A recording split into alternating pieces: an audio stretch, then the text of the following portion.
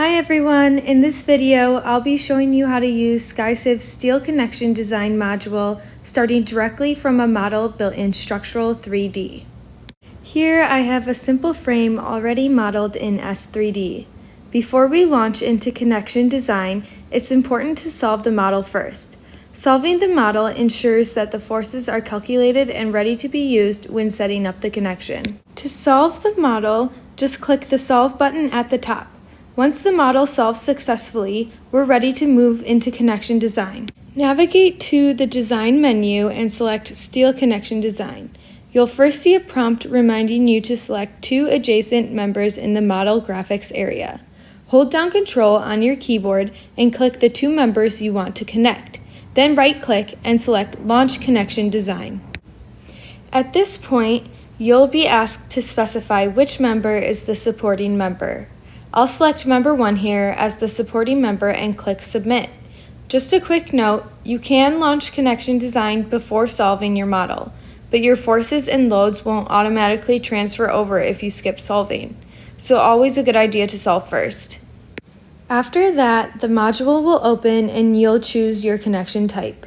Here I'm selecting a flange plate moment connection under AISC 36016 ASD. SkyCiv supports multiple design codes including AISC, Eurocodes, and Australian Standard. Once your connection template loads, you'll move through a series of tabs to set up the model. Assembly is where you define the column, beam, and connection plate materials, section sizes, and properties. Fixtures, where you define bolts and welds for the connection. Loads, where you can see the forces automatically transferred from your solved S3D model. Analysis, where you'll view your final results. Starting in the Assembly tab, I've already assigned a W14 by 90 section for the column and a W21 by 55 section for the beam in my S3D model. Both members were imported using a custom material with a yield strength of 50 KSI and tensile strength of 65 KSI. Then under the Connection sub-tab, I'm defining my flange plate and web plate properties, setting dimensions, material type, and thickness. I'm not adding a stiffener plate in this case, but the option is available if needed.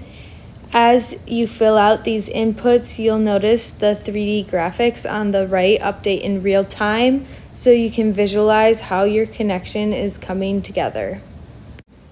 Next up in the Fixtures tab, I am defining the bolts connecting the flange plate to the beam flange, specifying the material, bolt diameter, arrangement, bolt spacing, and edge distance.